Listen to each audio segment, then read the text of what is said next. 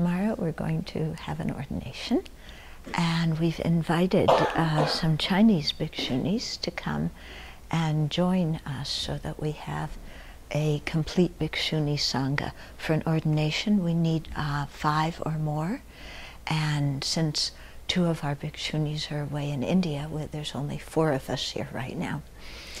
So the 3 Chinese nuns are going to come. And you know, you might say, well, you know, they're from the Chinese tradition or from the Tibetan tradition. How does all of this work?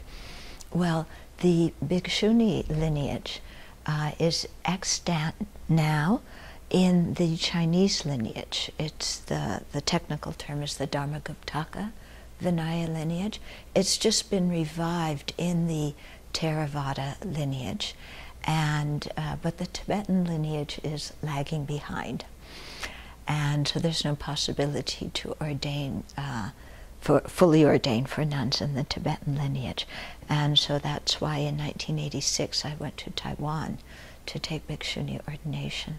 So the Chinese nuns coming here were all from the same Vinaya lineage, doing the ceremony together.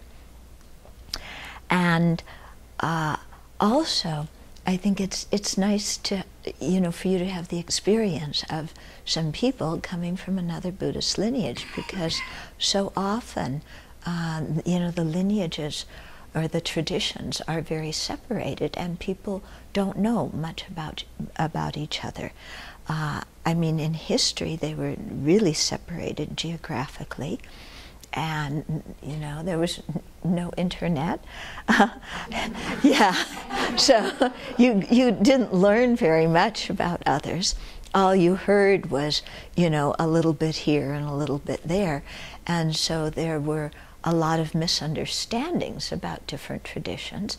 And because people also spoke different languages, as well as lived in different parts of Asia, they never had so much opportunity to really meet and discuss and see the similarities in their traditions and practices, as well as to acknowledge the differences that were there, instead of the ones that were kind of exaggerated and made up. Okay? So, you know, I think one beautiful thing we have about Buddhism in America is we have people from all the different Buddhist lineages.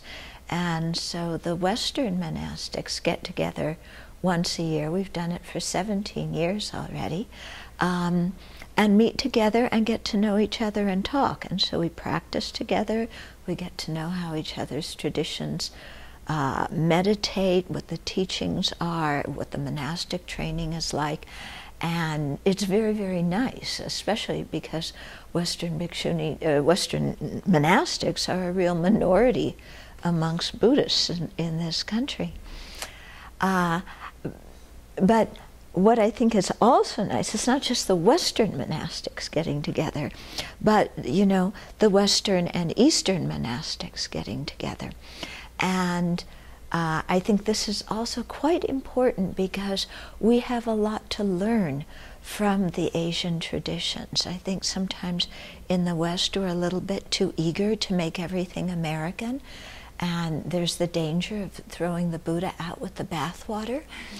But when we can really, you know, join together with Asian Buddhists and see how they do things and learn from them, and also when we study deeply and really understand the Dharma deeply from Asian teachers, we get a better understanding than from just pop American Buddhism, you know.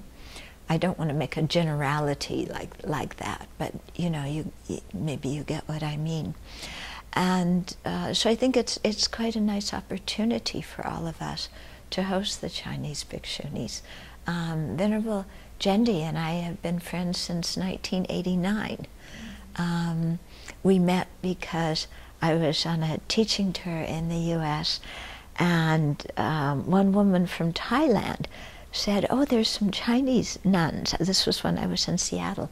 She said, there's some Chinese nuns in Kirkland. I want to take you to meet them. So I said, sure.